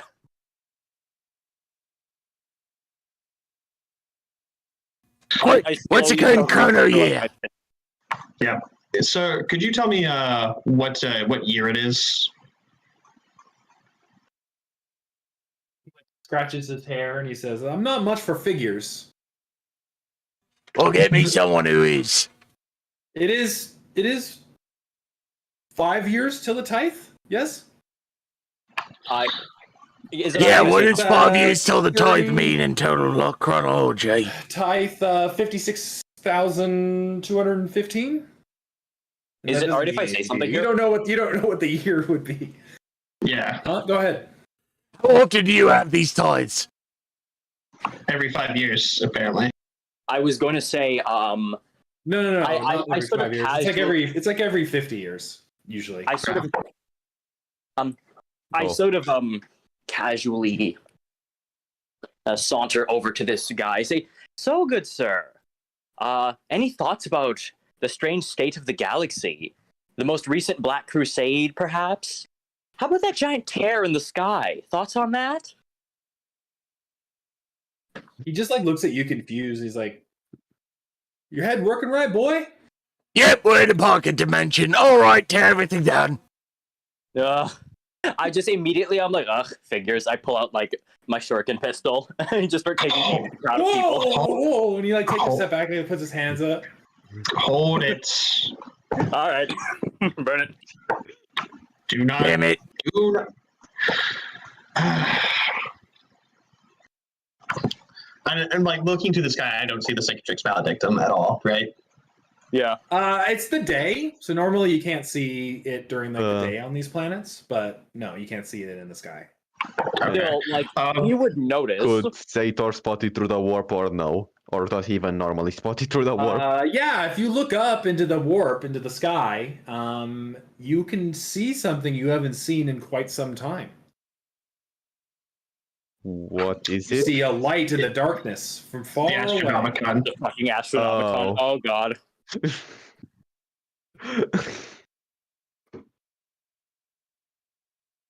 Sator would tell Holtz that the astronomicon is there. It might not be in simulation, it might be time fuckery. I point my shuriken pistol at the farmer. You name all the Primarchs. They don't. I don't know what you're talking about. They don't know what that is so far. I'm thinking shit because I was thinking if he could name all 18, we're pre-heresy. If he can only name 9, then we're post-heresy. Now I know you folks from the city are more rude. What do you think about that Horus fella, huh? That Horus fella? I'm not. You can't just be pointing guns at us. Citizen, I apologize for my accompaniments disposition. They're new. Could you point me in the direction of the capital city from here? This is a test. Yes, sir. And he like points down one of the roads and he says, "It's about 500 miles down that road." Do you have a vehicle that can travel that distance? We got Bessie here, and he like taps the tractor. Bessie. Here's the question: does old Betsy go faster than me, or do I go back faster than Bessie? What color does Betsy have on it? What paint? You could probably go like 20, 30 miles an hour, you know? It's pretty fast. So it's a lot faster than walking distance, or than walking speed. What color is it? It is like a green color. All right, we'll make this better. Pulls out a can of red paint from seemingly nowhere. Just out of hammer space. It's already green, so it's already great. It now goes 31 miles an hour. Yeah! It just took more than enough time to do that was actually worth it, damn it. Citizen, we're going to have to perform a routine inspection on your tractor. We'll be taking it into the capital for service improvements. You can expect it back in eventually. All right, I guess. No, don't be hammering us on our tithe payments if we can't be bringing in the wheat. Oh, you don't have to worry about that. Tithe payments from your farm while this is undergoing will be mostly suspended. We can load the tribute aboard aboard Bessie before you leave if you'd like. We do need food, don't we? He's gonna take a bunch of raw wheat as food. I mean, it can work, maybe. I mean, are you saying this isn't Minecraft rules where you just throw 3 wheat into the crafting box and make it bread? No. What are you talking about? As Gizmek is actively chewing on a piece of bread that he just put on a random slab of wood. Oh god. He just literally takes 3 bundles of wheat, puts them in between his palms, squeezes really hard, and then a piece of bread emerges. It doesn't take too long. He sends the servitors to bring stuff out of the barn and fills the whole tractor up. It's not just wheat. There's also a bunch of barrels of apples and stuff. It seems like he's got an orchard somewhere nearby. We literally just poured it into fucking Farmville. Or Strawberry Valley. Welcome to an agri world. He's just standing there with a straw in his teeth, and he's like, "Well, we're all loaded up. It is unusual to have to send it out this early, but strange. How did you folks get in here? Where's your the same way you did. We walked. Yeah, it's pretty straightforward. Right. And he hands the keys over to Holtz. When he says, "How did you folks get here?" I just look at him. We're from the future, and I just get on the tractor. That boy ain't right. And is this guy like Foghorn Leghorn? So you guys, that boy ain't hooked up right. So you guys drive off, and he's just standing there with his couple other farmhands, and he's like, "Well, that was weird. Should probably call that in." You guys drive. This was a secret inspection. Mention nothing of it. You guys drive to the capital. It is a long ride, given that the tractor doesn't drive very fast. You guys are hard lining the engines is still going 35 miles an hour. All right, pedal to the metal.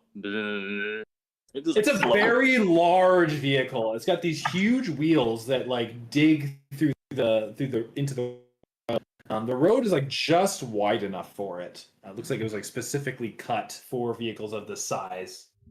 I demand that the rest of the crew start singing sea shanties.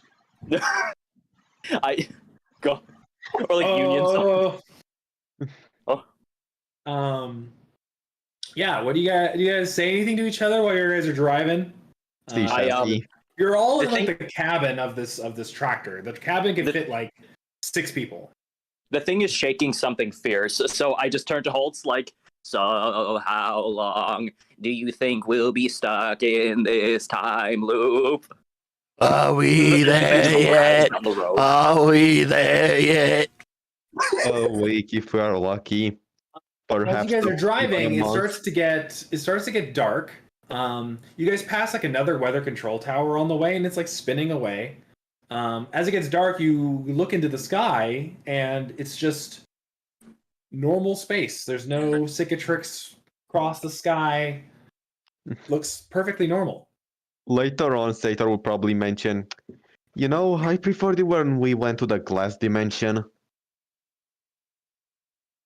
I do remember that, yeah. At least that was interesting. Yeah, this one kind of sucks. Gizmek, the cube that you've got has been slowly vibrating this entire time, and it's starting to pulse a little bit faster. Oh boy. Gizmek taps the top and attempts to pull out part of it to reorient. Yeah, so you tap on it, and a small shape, a pentagonal shape, appears in cracks in that area, and then it depresses in, and then suddenly the right side flips 90 degrees, Oh fuck! It is the lament configuration. And then it starts to like vibrate a little faster. Little thing, tell me your secrets.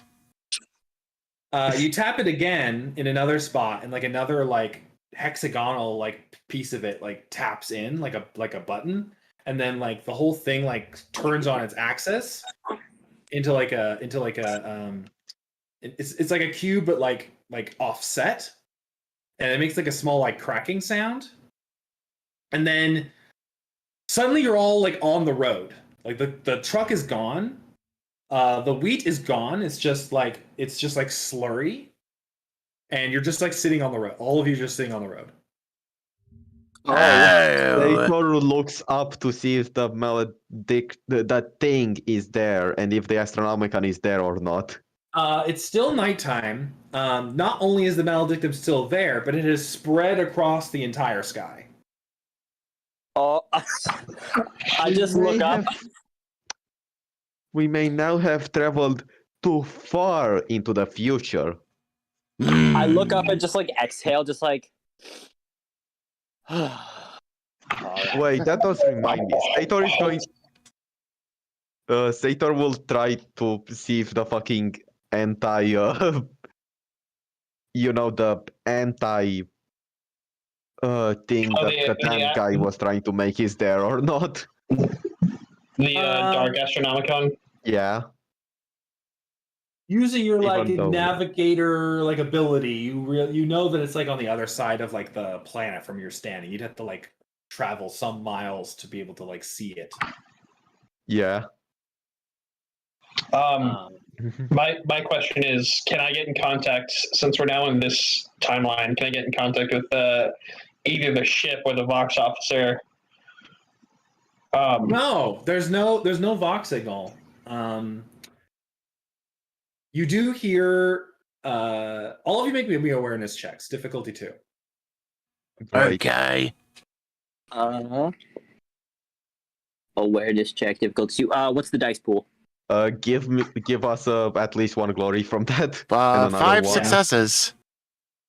Wait, what's You the guys awareness get test? one glory. Difficulty 2. I know. Okay, fine. But it's gonna be like Oh, graded you win the based on how dice. you do or whatever. I also got 5 successes. So 5, 3, 5, 7. Okay. That's like So all of you hear in the distance like a grinding engine noise, and Sator, you like hear the sounds of like wheels like going through like this like slurry of biological matter on the planet's surface. And you all look in that direction, and you see like a big black like exhaust cloud going up into the air. Where did I when the orcs are here? Let's go! Charges towards the black smoke cloud. Yeah, so you start like heading in that direction. You like make it over like a small like ridge, and you're almost like knocked over by like a dozen buggies just like driving past like the group of you. They're like all screaming, and there's like orcs like hanging off the sides of them, and they're all like painted different colors. Sator goes to get his noise cancelling headphones and They realizes that they're drive out like of battery. past the group of you, like, and then like off into the distance, like covering you in this like black pollution smoke, and you're all like coughing. It's the smell of home.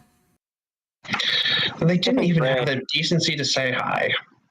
How are they going in such a rush? Hey, you're just lucky that we ain't like, road. What's a Yumi term for it? That we got crumped by the cars. Yeah, that thing. Road rage, roadkill, Roadkill. road crump. Yeah, road crump. So I suppose we should, follow after them, since that is our only lead for where we are. You're gonna have to give me a second to put a car together. Or we could start messing with that cube further. If you want to play with it, go ahead. I'm making a call. Gizmek just casually tosses it to Sator. Yeah, so you toss the cube. Sator, give me an athletics check to catch it. Good thing that I leveled up my athletics because of the Ira thing, a difficult 3. I was gonna say, please don't. Let's see. Please don't drop difficulty it. we wanna make it. I'll Make it difficulty 4. He throws it kind of hard. I'll use one. I think that we were supposed to get like 3 glory from that. I'll just say that I'll use 1 and give myself 1 extra dice. And It was a gradient check, so it wouldn't give glory unless you get the crit. Oh, my bad. I still used 1, but yeah, I needed it. So you guys should be down to 0 glory. All right. Yep.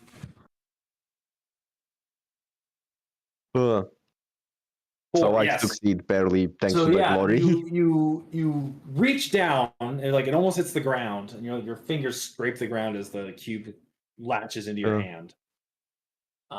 It's it's not that heavy. It's like actually like sort of floating a little, right? So that's always it's got some anti-grav situation going on with it. Yeah. Sator's claws get a bit of. It's still in that like offset configuration, which is like a cube, but like half of it's turned like 45 degrees. I lean in to look at it, but I sort of keep my distance. Sator also looks at it. Is it all pink, or does it also have like a weird design on it? It's like a geo type deal where it's got like, veins of different colors in it, but it's like, it's all like a pink crystal rock. Yeah. It's like fairly opaque. Like you can't see all the way through it. And it's hard to like tell what shape it is a little because of how uniform the color is, Sator hopes that once this is over that he won't have to destroy it because it just looks cool. Well, there is an interesting phenomenon to consider here. We just traveled through time twice. We just traveled through time twice without going through the warp.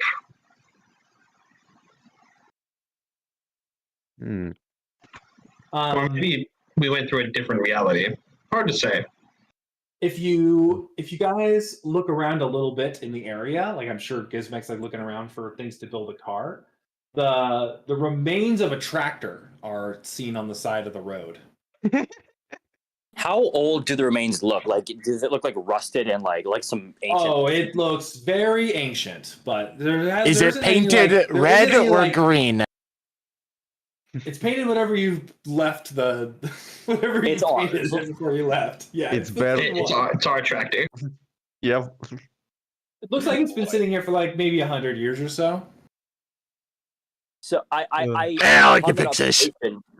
Upon that observation, I'm like, so what we did in the past still held weight, however many decades it's been.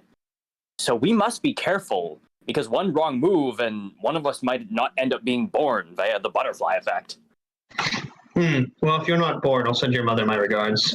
Anyways, it gives back. Is that like the twist of this campaign that Holtz is actually my father? Maybe. You don't know.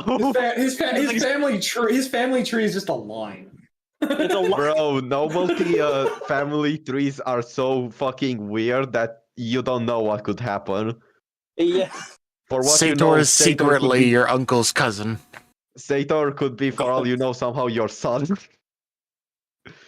Before you were even born. Oh, God. It's just that's the problem with fucking like time loop stories. So you're looking at this crystal in your hand. Also, Sator would a little bit. It's like Sator.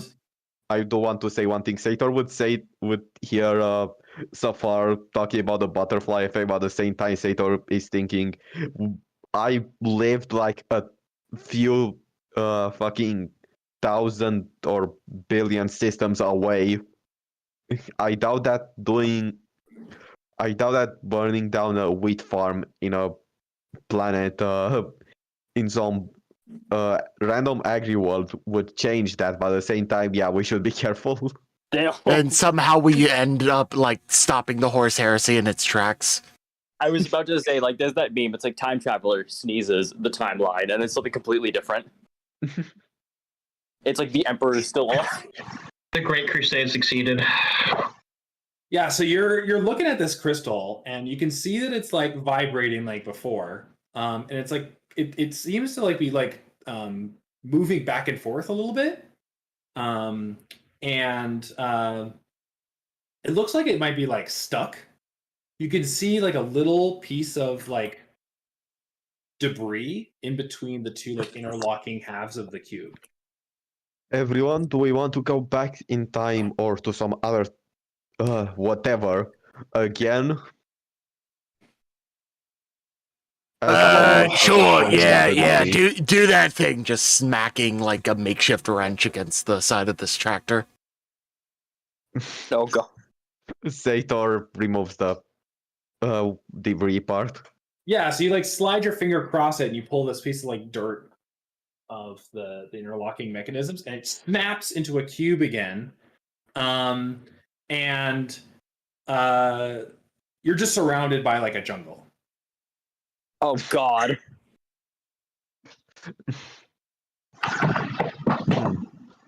It's steamy, it's hot. I pipe you up. can see like a mountain. You can see like a huge mountain range in the distance. I pipe up. I say, "All right, everyone, start placing bets, future or past." Past. Well, considering the place isn't fucking flat anymore, yeah, it's supposed to pour the Umis to the Blackstone. Sator checks for the astronomicon and for the. And he doesn't see. He doesn't see it in the sky. Oh fuck! Is this the Age of Strife? And well, we might be here before the horse heresy now. So you've got your wish, Saphar. Oh, cool. Let's make it orky around here. Here, give me just a moment. Gizmek starts like scratching his head to leave spores on the ground. Oh god. Like dandruff like falls out of your like head onto the ground. Oh god. Quick, let's go forward in time. See what that did. Is it? He's the progenitor. Sator is thinking if he should fucking burn. Gizmek walks over. Gizmek. Gizmek walks over and grabs the cube and just like lifts it up again. Yeah. Sure. Do you just like randomly start pressing it again? Yeah, because that's what orcs do. Oh, Yeah. fuck. While Gizmek is randomly pressing buttons, Holtz just takes his plasma gun and just shoots where the spores were. It's like accidental discharge. Sator is casually like, oh, whoops! I shot my gun behind my back 10,000 times. Don't worry, I'll drop some more on the ground just before we leave. Scratch, scratch, click. Oh yeah, no! So you press a couple of like invisible buttons on the side of this cube, and you're again surrounded by wheat, but it's all like burnt. It's like all on fire. There's the wreck of the tractor on the side of the road, but it's only like maybe like 10 or 20 years old rather than 100. It's like less wreck-y, I guess, than it was. Well, I suppose that we have. And yeah, the planet is like burning. You smell the smoke. You can the sky is blackened by like dark clouds. You can see the nearby like weather control towers have like stopped, and like the winds are like rushing around like. Ah, this lovely smell of promethium. Does Sator here see a big green tide in the warp and hear constant screaming? It's pretty far away from everything, so you probably don't hear screaming. But you can imagine it. Fair. At this point, I'm just like completely checked out of the situation mentally. I'm just they're like picking my teeth with a fingernail or something. Just like, It's like, what the hell is going on? Make your bets. Have we gone slightly in the future after we drove that tractor? Or are we in the same time, but we just Gizmek, did you cause the orc invasion here? Whoa, Pete's like it now. It all comes back to Gizmek. You know, at least 50% of navigator education is based on possible time weirdness. And even I'm having a weird time understanding all of this. Because most time awareness is warp-related linear time travel, not whatever this fucking, like, chronometer is. It's blasting you many years in each direction each time. It's getting a little, like, frustrating. We're all like pretty annoyed and a little angry at this like cube that you're carrying around. All right, yeah. Let me do some scientific experimentation on this thing. Figure out what brings us where. Gizmek starts just like systematically like trying to do the scientific method on this fucking cube. Well, before that, so like we just have like a montage of like the scenery around you changing. Before the montage. Yeah, well, like as we're like in the middle of the montage, like Gizmek, have you tried talking to it? That's a real weird thing to say, but okay. Hey, Cube, how are you feeling? Hello, are you secretly a demon?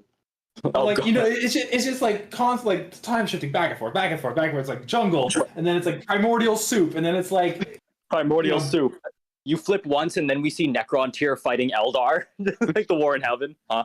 Yeah, you see like the entire space like covered in lasers, you know, like another time they flip it, and it's like the whole area is like just covered in like Tyranid like biomatter, you know. Another time you flip it and it's literally just space, and you quickly rush to change it again. Keep going back. Yeah, like we can see floating chunks of the destroyed planet floating up in the distance. And finally, like Gizmek, you give it like a really hard twist, and the crystal just explodes in your hands into like dust. And then you're all in the Blackstone ship, like coming to the system for the first time. Oh, fuck that thing! Gizmek just kicks like whatever debris of it is still left around. The first person to say anything is me, and I'm just like, okay. Sator is just gathering the fucking whatever remains of it with Gizmek. Oh, God. So you're all like breathing heavily and like trying to figure out what the hell's going on. Like, and the Wanderer's like looking over at Holtz, like, "Sir, are you okay?" No. And, you like look up at the view screen, and it pops up with all the radar dots again of all the like orc ships. But this time, they all start to move in your direction, and you get like a Vox like communique from like the head like battleship, and it's like, "Oi, we're coming after you! Gizmek, Oi, no, you didn't! Prepare to be boarded!" And it's like a huge orc. He looks like Gizmek but with a pirate hat. Sator doesn't even bother looking. Sator doesn't even bother looking at the warp. He just turns to Gizmek and says, "Congratulations, Gizmek. You have returned the orcs to this timeline." I don't think that's what we're talking about here, to be honest with you. And I don't like this result any more than you do. I'm assuming of all things that I am looking at my old captain. No. Oh, no, really? Like your descendant. You're the primogenitor for these orcs. Yeah, it worked. Cool. I said it worked. This is your descendant. Sator is just basically gathering the crystal to make a fucking trophy out of it with glue. Yeah, it's just like particles of pink dust like glitter on the ground of the Blackstone ship. Gizmek just like, all right, it's time to fight myself. Finally, guess we don't need that kit. Just like picks up as much of the dust as possible and snorts it. Just like starts walking towards the artillery bay. All right, hey madam, I'm loading myself up to board. He just snorted a bunch of time dust. Is that going to have consequences? sees Gizmek smoking the fucking dust of the thing that made them go back into the past and the future and all of that, and he's just terrified thinking of the possibilities.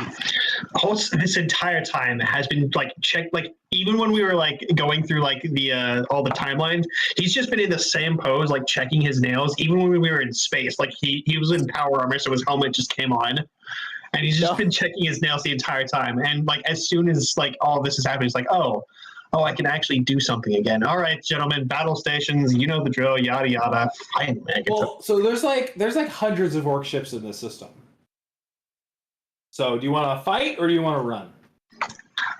Well, I mean, I want to taunt them, but like running and fighting is going to be the same, you know. Oh, they're taunted. They're taunted. Okay. So I have a suggestion, which is you turn the ship around, you go in the direction of Karsoka, and then you just like change direct, like you just come out of the warp like halfway, and then go a different way. That's exactly what I was. Lead the orcs. Cool. So that's what we'll have that happen, and I think that'll be the end of the short session. I feel like we should also have probably some in between character stuff in the war, but yeah. We will while we're being chased by an armada of orcs. We're just having some time. I'm just saying that because it's mostly between us, anyways. I would assume so. You know. So we'll have a shorter session today. I'll go grab some. I'll be able to grab some lunch, and that'd be good. So I think nice. Grab some lunch, get some more caffeine, prepare for Necromunda. Because you still have to do that too. Yes, I'm prepared for that. But yeah, so that'll be the short session today, guys. That was very fun. Yeah. I am now the entire progenitor of a species on this side of the world. Okay, cool. I love that. I love the timeline of Gizmek's progress. Let's go. Yeah. Gizmek is all of you get 5 more experience. You're at 285 now.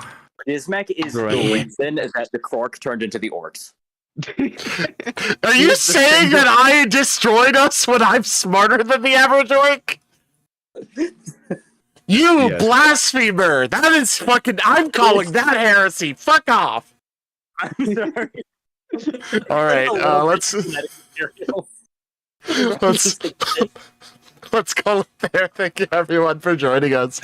I'm Gizmek, played by Trisky. I'm joined by these shucklefucks. Let's meet up next time. We'll played by Trisky. Yeah, played by Gizmek. Played by Alfarius. All right, see ya, everyone. Bye, everyone. Bye.